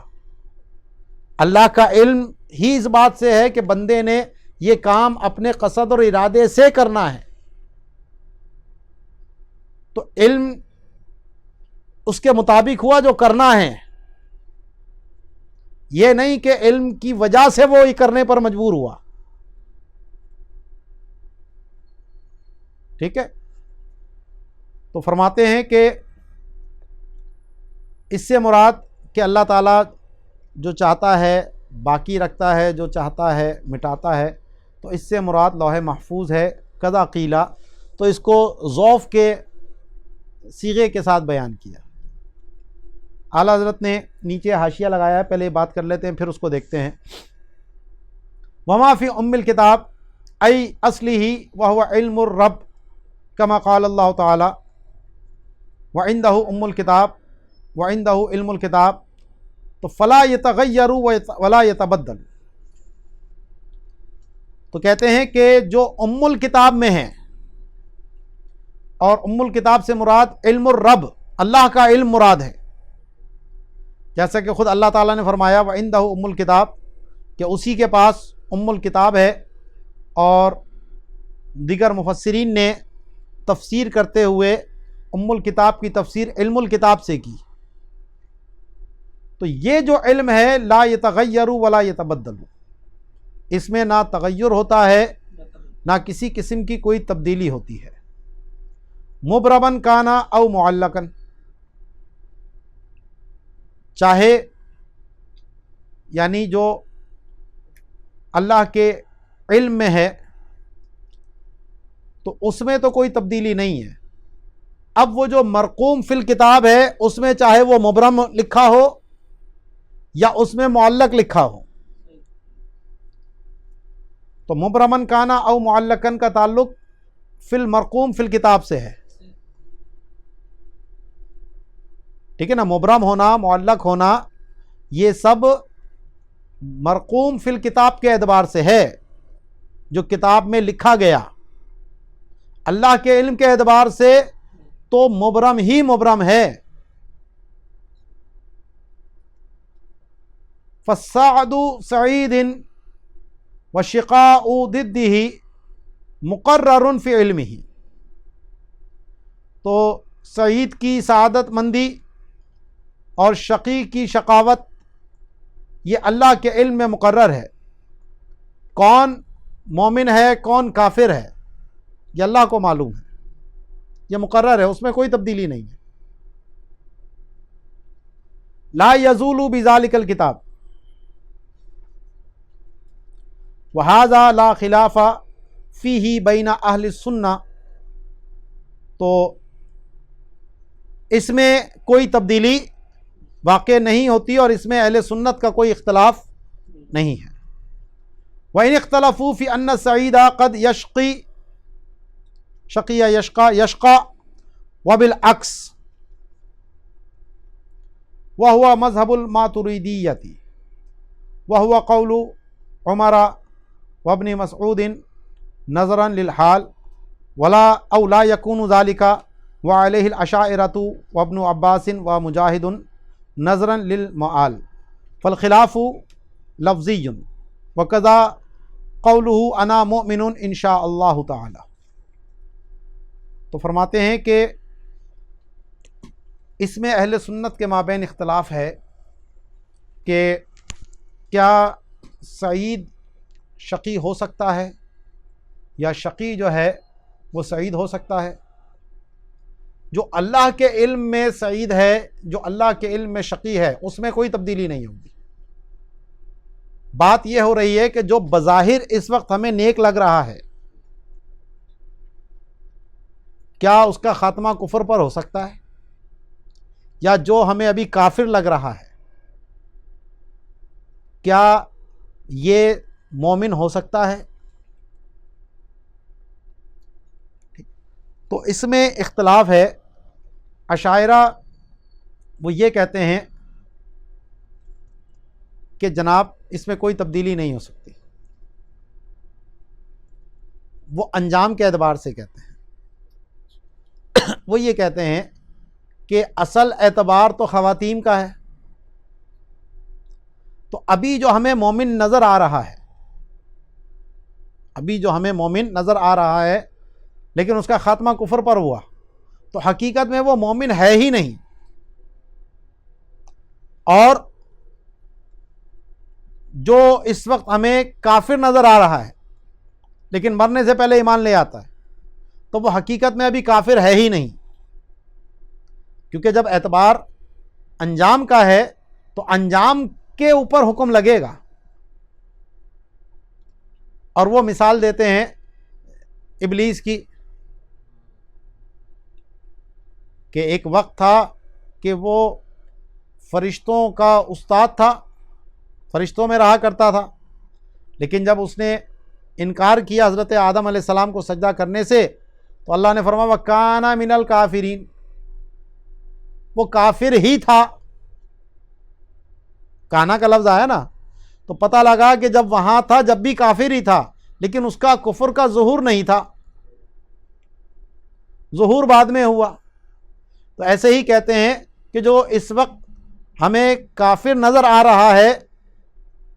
تو اس کا ایمان ابھی ظاہر نہیں ہوا، یا جو ایمان والا ابھی نظر آ رہا ہے اس کا کفر ہمیں ابھی ظاہر نہیں ہوا، تو اس میں تبدیلی نہیں ہو رہی. یعنی جو انجام ہے وہ وہی رہے گا. ٹھیک ہے. اور جو ماتریدیہ حضرات ہیں وہ موجودہ حال کے حساب سے بات کر رہے ہیں کہ جناب ظاہر ہوگا یا نہیں یہ تو ہمیں پتہ نہیں. ابھی فی الوقت کیا اس پر ہم ایمان کا حکم لگائیں گے یا نہیں؟ ابھی وہ کیا ہے؟ ابھی تو مومن ہے. تو اب کیا اس کا ایمان دائمی طور پر رہے گا یا نہیں ہمیں اس کا علم نہیں ہے، لیکن ابھی تو اس پہ جزم کرنا لازم ہے کہ وہ اپنے آپ کو مومن ہی جانے. اور ہم پر بھی لازم ہے کہ ہم اس ظاہر کے مطابق ہی اس کو مومن کے احکام اس پر لاگو کریں. یہ وہی بات بد مذہبوں کو بھی لگاتا نا شبہ کہ جی کافر کو کافر نہ کہو پتہ نہیں کب مومن ہو جائے. بھائی یہ کون سی بات آ گئی؟ یہ جو مسئلہ ہے یہ صرف اختلاف لفظی ہے کہ ایک بات کہہ رہے ہیں انجام کے اعتبار سے، لیکن موجودہ حکم لگانے کی وہ نفی نہیں کر رہے. وہ یہ نہیں کہہ رہے کہ اس کو مومن نہ کہو، اس کو کافر نہ کہو، وہ تو کہنا پڑے گا. وہ بات کر رہے ہیں اللہ کے علم کے اعتبار سے کہ اللہ کے علم میں کون مومن ہے، اللہ کے علم میں کون کافر ہے. تو اس میں تبدیلی نہیں ہے. جو مومن ہے وہ مومن ہی ہے، جو کافر ہے وہ کافر ہی ہے. اگرچہ بظاہر اس نے دنیا میں اسلام قبول کیا ہمارے سامنے، لیکن خاتمہ کفر پر ہوا، تو حقیقت میں وہ کافر ہی تھا. یہ نہیں ہے کہ اللہ کے علم میں تبدیلی آ گئی. تو وہ معال کے اعتبار سے بات کر رہے ہیں، اور جو تبدیلی کی بات کہتے ہیں وہ حال کے اعتبار سے کہتے ہیں. تو اس لیے فرماتے ہیں اگرچہ اس میں اختلاف ہے کہ سعید کبھی شقی ہو سکتا ہے اور شقی کبھی سعید ہو سکتا ہے. اور جو حدیث موجود ہے وہ بھی اسی کی تائید کرتی ہے کہ ایک بندہ نیکی کرتا ہے، جنت کے اور اس کے مابین ایک ذرا کا فاصلہ رہ جاتا ہے، اور پھر تقدیر کا لکھا سبقت کرتا ہے اور وہ جہنمیوں والے کام کرتا ہے اور اسی پر مر جاتا ہے اور داخل جہنم ہو جاتا ہے. دوسرا ساری زندگی جہنم والے کام کرتا ہے، اس کے اور جہنم کے مابین صرف ایک ذرا کا فاصلہ رہ جاتا ہے، تقدیر کا لکھا سبقت کرتا ہے، وہ جنتیوں والے کام کرتا ہے، اسی پہ خاتمہ ہوتا ہے اور جنت میں چلا جاتا ہے. تو ظاہراً شقی تھا، سعید ہو گیا، ظاہراً سعید تھا، شقی ہو گیا، تو تبدیلی آ گئی دونوں میں. اور یہی ماتریدیہ کا مذہب ہے، اور یہی حضرت عمر عبداللہ ابن مسعود کا قول ہے ظاہر حال کی طرف نظر کرتے ہوئے. او لا یکون ذالک، یا جو سعید ہے وہ ہمیشہ سعید رہے گا، جو شقی ہے وہ ہمیشہ شقی رہے گا، اس میں کوئی تبدیلی نہیں ہو سکتی. اسی پر اشاعرہ کا قول ہے، اور یہ عبداللہ ابن عباس، حضرت مجاہد کا قول ہے. لیکن ان کی جو یہ گفتگو ہے وہ معال کے اعتبار سے ہے. ٹھیک ہے، جو بعد میں شقی ہو گیا حقیقتاً وہ سعید تھا ہی نہیں. کیوں؟ لأن انما الاعمال بالخواتیم،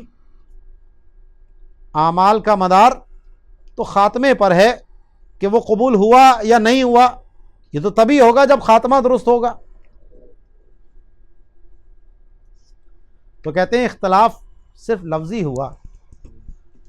حال کے معاملے میں دونوں ایک ہی بات کہتے ہیں، اور معال کی اگر بات کی جائے تو بھی دونوں ایک ہی بات کہتے ہیں. معال کا علم تو اللہ کو ہے،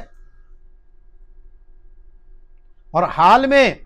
دونوں یہی کہتے ہیں کہ ایمان کا حکم تو لگے گا اس پر، ہم اس پر ایمان کے ہی احکام لاگو کریں گے. اور اسی طرح یہ جو قول ہے کہ انا مومن انشاءاللہ، میں مومن ہوں اگر اللہ نے چاہا، تو ان کا لفظ عام طور پر عربی زبان میں شک کے لیے آتا ہے، ٹھیک، تردد ہو جس میں. اور ایمان ایسی چیز ہے جس میں تردد نہیں ہو سکتا. تو اب اس کہنے پر بھی بڑا اختلاف ہے. بعض نے اس کو کہنے سے منع کیا، بلکہ بعض نے تو اس پہ کفر تک کا بھی حکم لگا دیا. ٹھیک ہے، اگر اس کو بطور شک کے کہتا ہے کہ اس کو اپنے ایمان میں شک ہے، اس لیے وہ کہتا ہے کہ پتہ نہیں مجھے، اگر اللہ نے چاہا تو ایمان والا ہوں، تو جزم نہ رہا اس کو. تو جن لوگوں نے اس کو منع کیا تو انہوں نے بھی یہی بات کہی کہ جناب یہاں پر جو ایمان ہے اور جو سعادت ہے تو وہ تو اذعان سے حاصل ہو جاتی ہے. ایمان اسی اذعان کا نام ہے، اسی جزم کا نام ہے. تو وہ ایمان تو حاصل ہو چکا ہے، جبھی تو مومن ہے، تو وہ تو فی الحال حاصل ہے. اور اگر اس سے مراد یہ ہے کہ وہ ایمان جس پہ نجات مرتب ہو اور ثمرات ملے جنت کی صورت میں انجام کار، تو یہ تو اللہ کی مشیت میں ہے، تو اللہ کو معلوم ہے. اور فی الحال اس کے حصول پر کوئی قطعیت کسی کی بھی موجود نہیں ہے. ٹھیک ہے نا، کوئی بھی یہ نہیں کہہ سکتا کہ میں مومن ہوں تو لازمی طور پر میں جنت میں جاؤں گا. مشروط ہے خاتمہ ایمان پر ہونے کے ساتھ، اور خاتمہ ایمان پر ہوگا یا نہیں یہ قطعیت نہیں ہے. ابھی ایمان کی قطعیت ہے. ٹھیک ہے نا. تو جس نے منع کیا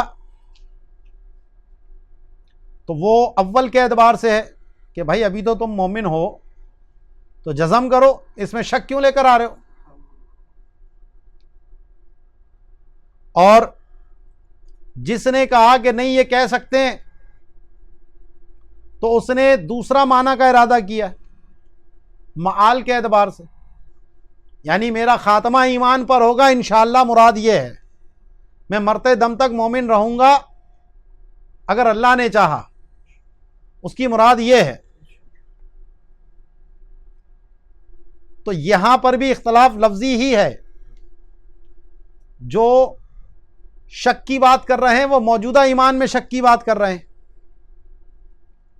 اور جو تفویض کی بات کر رہے ہیں وہ انجام کی تفویض کی بات کر رہے ہیں۔ تو انجام کی قطعیت تو پہلے قول والوں کے پاس بھی نہیں، اور جو تفویض کی بات کر رہے ہیں وہ موجودہ ایمان کے جزم کی نفی وہ بھی نہیں کر رہے۔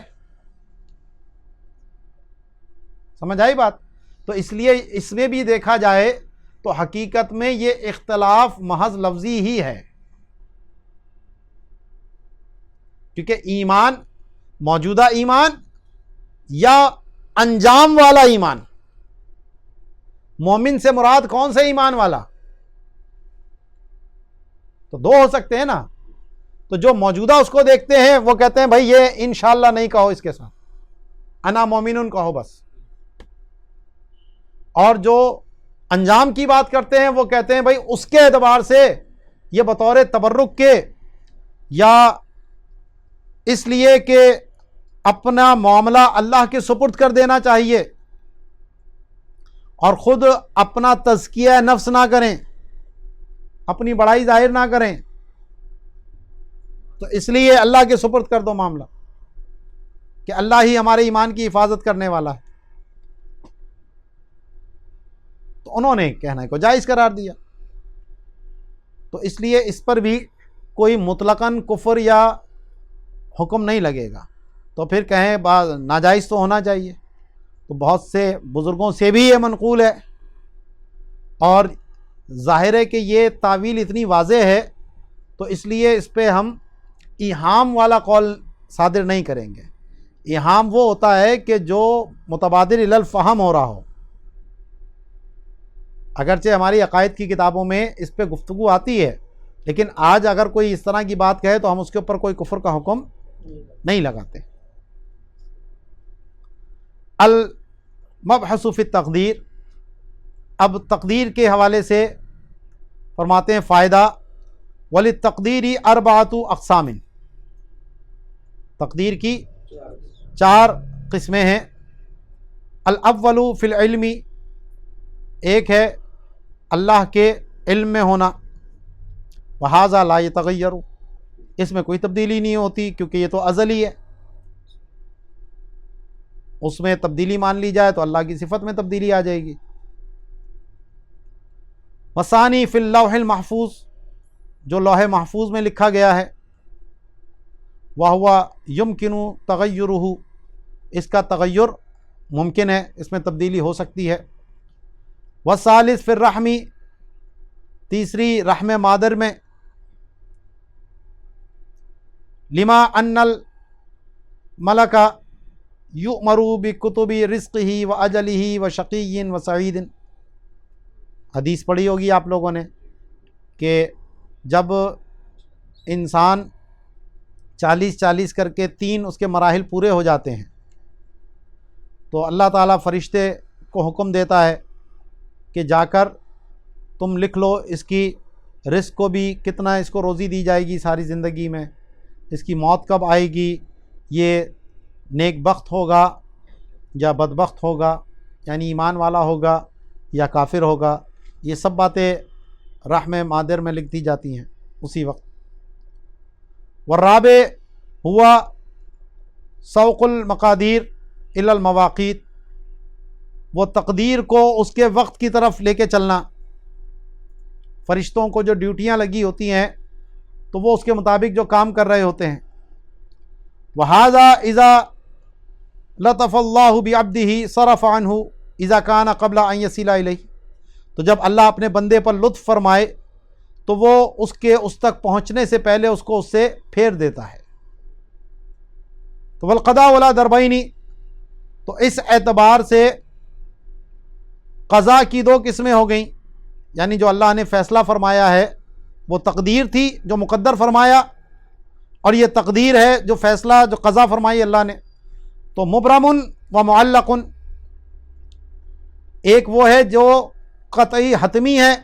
اس کو مبرم کہتے ہیں، اور دوسرا معلق ہے جو کسی کے ہونے پر موقوف ہو۔ فالاول لا یتغیر، تو جو قضاء مبرم ہے اس میں تبدیلی نہیں ہوتی. والثانی یمکن تغیرہ، اور جو دوسری ہے جو قضاء معلق ہے اس میں تبدیلی ممکن ہوتی ہے. ومنہ، اور اسی قضاء معلق ہی کی وہ صورت ہے ما عناہ سلطان العارفین سیدی عبد القادر الجیلانی قدس سرہ الربانی بقولہ فی القضیۃ انما الرجل من یتعرض للقضاء فیردہ، کہ بظاہر وہ قضاء مبرم لگ رہی ہے لیکن حقیقت میں وہ قضاء معلق ہی ہے کہ جو سلطان العارفین محبوب سبحانی شیخ عبد القادر جیلانی رضی اللہ تعالیٰ عنہ نے مراد لی ہے. ان کی مراد وہ ہے جو انہوں نے ایک قضیے کے اندر ایک معاملے میں یہ فرمایا تھا کہ مرد تو وہ ہے کہ جو قضا کے در پہ ہو جائے اور اس قضا کو رد کر دے. یعنی عارف باللہ وہ ہے اللہ کی بارگاہ میں اس کا وہ مقام ہو کہ وہ قضا کو بھی ٹال دے.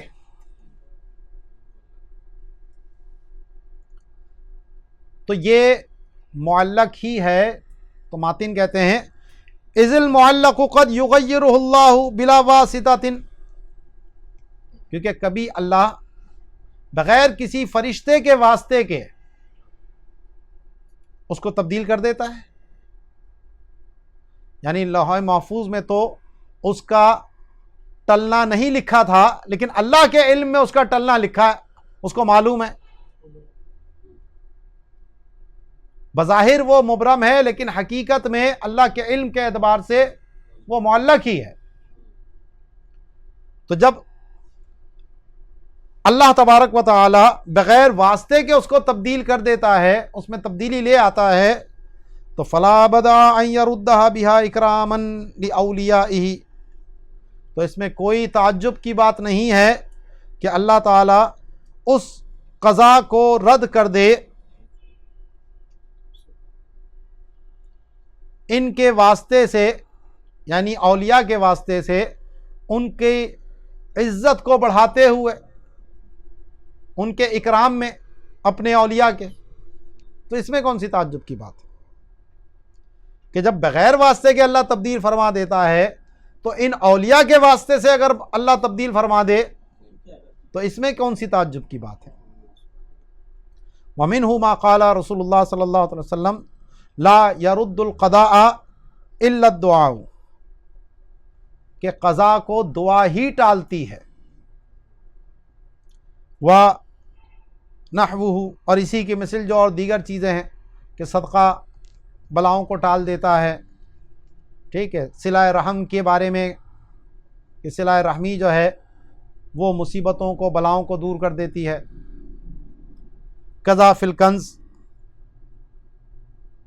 وادعاء رد القضاء المبرم باطل، کہتے ہیں کہ قضاء مبرم کو ٹالنے کا دعویٰ جو ہے یہ باطل ہے. یعنی جو اللہ کے علم میں مبرم ہے اس میں کسی قسم کی تبدیلی کا کوئی اگر بات کرتا ہے تو یہ قول باطل ہے، کیونکہ اس سے اللہ کے علم میں تغیر لازم آئے گا،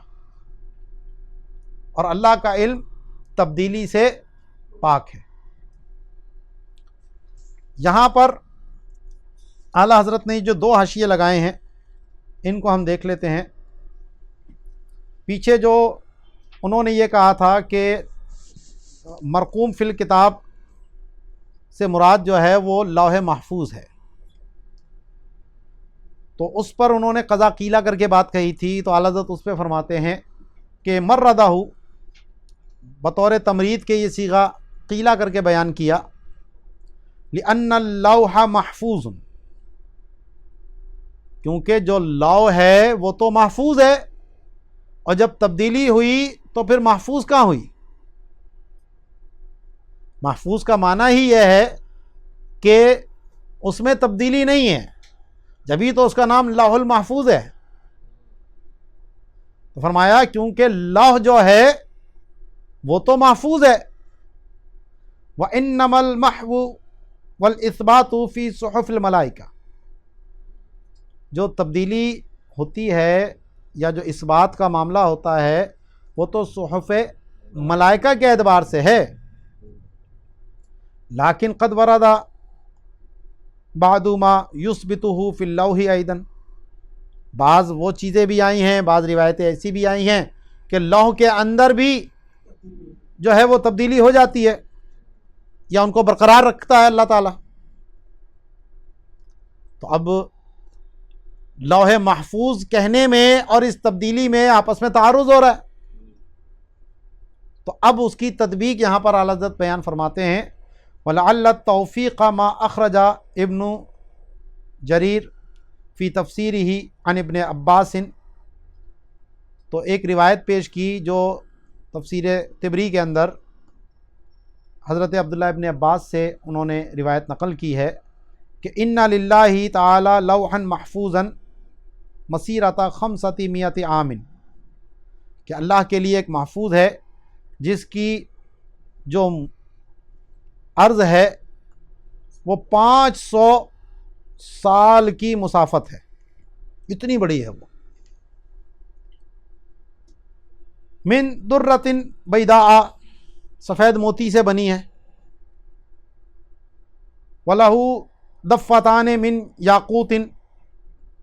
اور اس کے جو ہے وہ دو جو ہے جلدیں ہیں، دو پہلو ہیں اس کے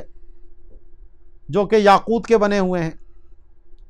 وَالضَّفَّتَانِ لَوْحَانِ، تو یہ جو اس کے دو پہلو ہیں یہی لوح کے اندر بھی لوح ہیں، تو جو تبدیلی ہے وہ اس لوح میں ہے، اس لوح میں نہیں ہے، ضفتین میں تبدیلی ہوتی ہے، لوح محفوظ میں نہیں ہوتی، خلاصہ یہ ہے۔ تو للہ کل یوم 360 لحظۃ،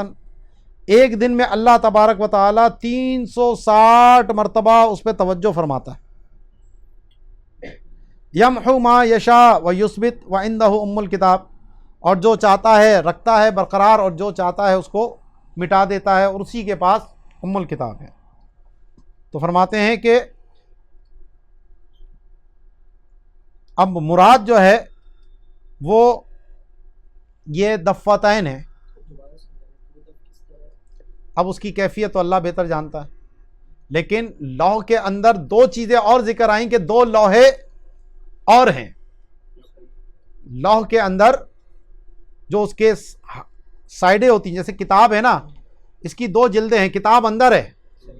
اس کے یہ دو سائڈیں ہیں، ایک جلد ادھر ایک جلد ادھر، تو یہ ضفتین کہلاتے ہیں۔ تو لوح محفوظ درمیان میں ہے اور اس کی سائڈ میں دو اس کے کنارے کہہ لیجیے آپ،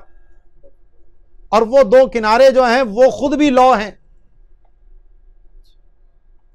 تو یہاں پر جو لکھا ہے اس میں تبدیلی ہو جاتی ہے، جو لوح محفوظ اندر ہے اس میں تبدیلی نہیں ہوتی، یہ فرما رہے ہیں اس روایت کی بنیاد پر۔ اگلی جو حاشیہ ہے قضاء مبرم کے حوالے سے، بڑا زبردست حاشیہ ہے اعلیٰ حضرت کا، یہ بھی سمجھنے والا ہے۔ فرماتے ہیں کہ اخرج ابو الشیخ فی کتاب الثواب، یہ جو حدیث ماتن نے نقل کی تھی کہ قضاء کو دعا ہی ٹالتی ہے، یہ ابو الشیخ نے اپنی کتاب الثواب میں اس کو نقل کیا۔ قال رسول اللہ صلی اللہ علیہ وسلم اکثر من الدعاء فإن الدعاء يرد القضاء المبرمہ، کہ قضا جو ہے، دعا جو ہے وہ قضاء مبرم کو رد کر دیتی ہے۔ تو اب یہ تو نص آئی ہے قضاء مبرم کو رد کرنے کی، اور ماتن کہتے ہیں کہ قضاء مبرم کے رد کا ادعا باطل ہے۔ باقی کنز العمال میں بھی یہ روایت ہے، اور دہلوی نے نقل کیا عن ابی موسیٰ الاشعری کہ الدعاء جند من اجناد اللہ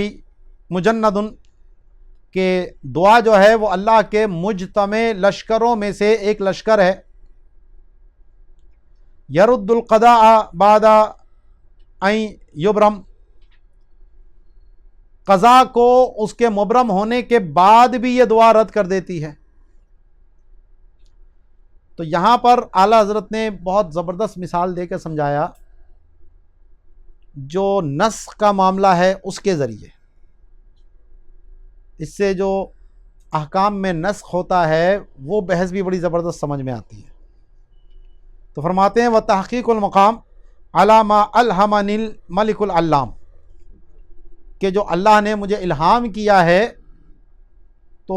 اس پہ جو تحقیق مقام ہے، یعنی یہ کسی کتاب میں اعلیٰ حضرت نے نہیں پڑھا، یہ خود آپ کی اپنی تحقیق ہے۔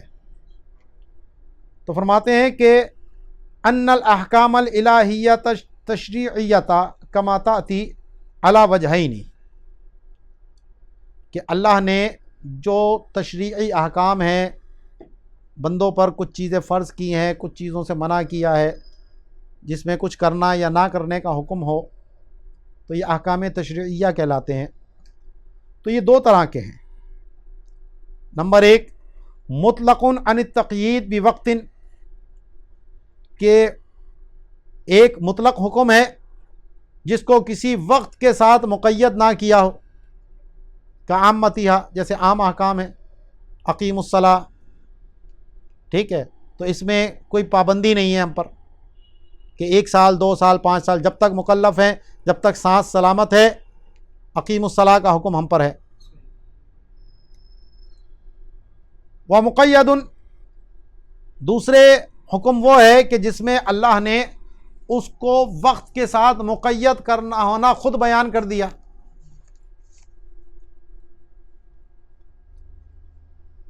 کقولہ تعالی، جیسے زانیہ کی جو پہلے سزا تھی وہ اس کو گھر میں قید کر کے رکھنا تھا، جب زنا کی حد، جب تک احکام اس کا نہیں آئے تھے تو اس سے پہلے صرف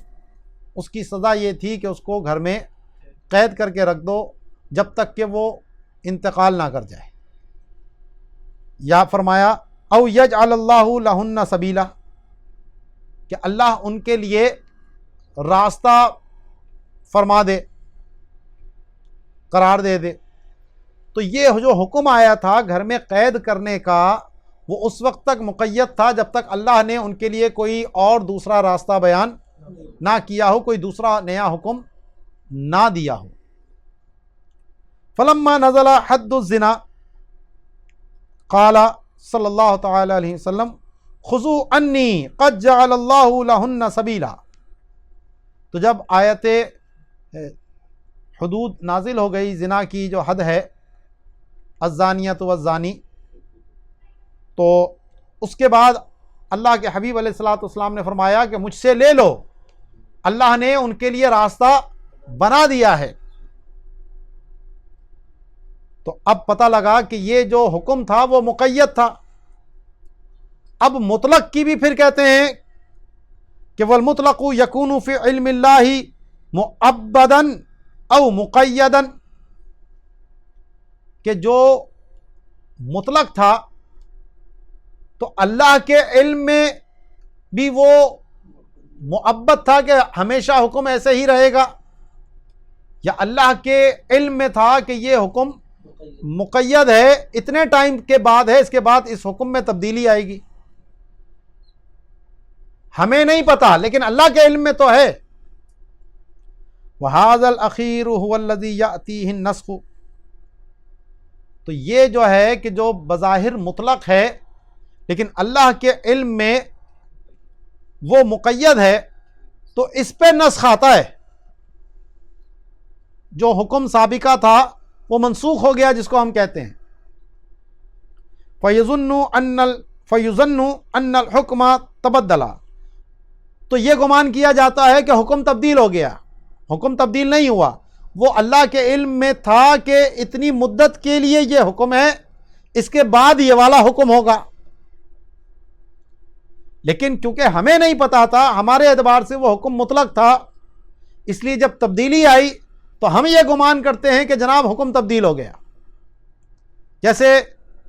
استقبال قبلہ کا معاملہ ہے، جو پہلے بیت المقدس ہمارا قبلہ بنا تو اس میں وہ اس وقت تک تھا کہ جب حضور علیہ الصلوۃ والسلام ہجرت کر کے مدینہ منورہ جائیں گے، 17 مہینے وہاں گزریں گے، اس کے بعد حضور علیہ الصلوۃ والسلام کی دعا ہوگی، آپ بار بار اس طرف توجہ فرمائیں گے تو اللہ تعالیٰ حکم کو تبدیل فرما دے گا۔ یہ اللہ کے علم میں پہلے ہی تھا،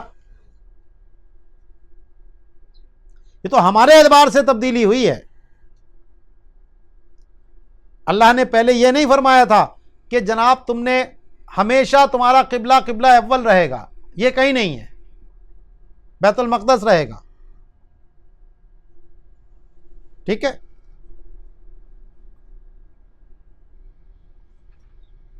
لأن المطلق یکون ظاہرہ التعبید، کیونکہ جو حکم مطلق ہوتا ہے اس کا ظاہر یہ ہوتا ہے کہ یہ اس میں حکم تعبیدی ایسا ہی ہے، اس میں تبدیلی نہیں ہوگی۔ حتی سبق الی بعض الخواطر ان النسخ رفع الحکم، تو بعض لوگوں کے دل میں یہ خیال آ گیا اور انہوں نے نسخ کی تعریف یہ کی کہ حکم کا اٹھا دینا، تو نسخ میں حکم اٹھتا نہیں ہے، اس کی صرف ٹائمنگ بیان ہوتی ہے کہ یہ حکم یہاں تک تھا، اب دوسرا حکم آیا۔ وَإِنَّمَا هُوَ بَيَانُ مُدَّتِهِ عِندَنَا، تو ہمارے نزدیک نسخ جو ہے وہ رفع حکم نہیں ہے، بلکہ اس کی مدت کا بیان ہے کہ یہاں تک یہ حکم تھا، اب دوسرا حکم ہے۔ وعند المحققین، اور محققین کے نزدیک بھی ایسا ہی معاملہ ہے جو ہم نے کہا، ٹھیک ہے جی، جو اصول فقہ کے ماہرین ہیں تو وہ بھی یہی بات نسخ کی تعریف وہی کرتے ہیں جو اعلیٰ حضرت یہ بیان فرما رہے ہیں۔ اب کہتے ہیں جب یہ بات سمجھ آ گئی کہ حکم مطلق ہوگا یا مقید ہوگا، نسخ کے اندر ہی مقید ہوگا، لیکن مطلق تھا لیکن بعد میں اللہ کے علم میں کیونکہ تبدیلی تھی، وہ تبدیلی آ گئی تو اس کو ہم نسخ کہہ دیتے ہیں۔ حقیقت میں وہ نسخ نہیں ہے، صرف اس کی مدت کا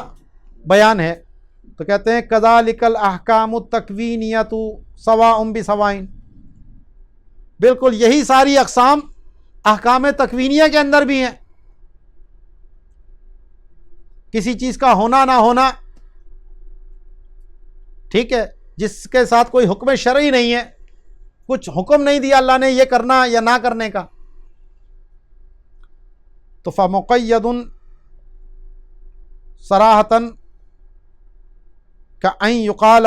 لملک الموت اقبض روح فلان فی الوقت الفلانی الا ان یدعو فلان، تو حکم مقید کہ جس کی صراحت کر دی اللہ نے، مثلا یوں کہا حضرت ملک الموت کو کہ فلاں کی روح فلاں وقت میں قبض کرنا، مگر یہ کہ جب فلاں دعا کر لے تو پھر اس کو ٹائم دے دینا، تو یہ فرشتے کے علم میں بھی اس کا مطلق یہ مقید ہونا معلوم ہے۔ اور دوسرا وہ مطلق نافذ فی علم اللہ وہو المبرم الحقیقی، اور دوسرا یہ کہ فرشتوں کے اعتبار سے وہ مطلق ہے، اللہ نے بیان نہیں کیا اس کا مقید ہونا یا معلق ہونا، تو اس کی بھی دو قسمیں ہو گئیں۔ ایک تو وہ ہے جو نافذ، کہ اللہ کے علم میں ایسا ہی ہے کہ یہ ایسے ہی نافذ ہوگی، یہ بات ایسے ہی ہوگی، وہو المبرم حقیقتاً، یہ ہے حقیقی قضاء مبرم، ٹھیک ہے۔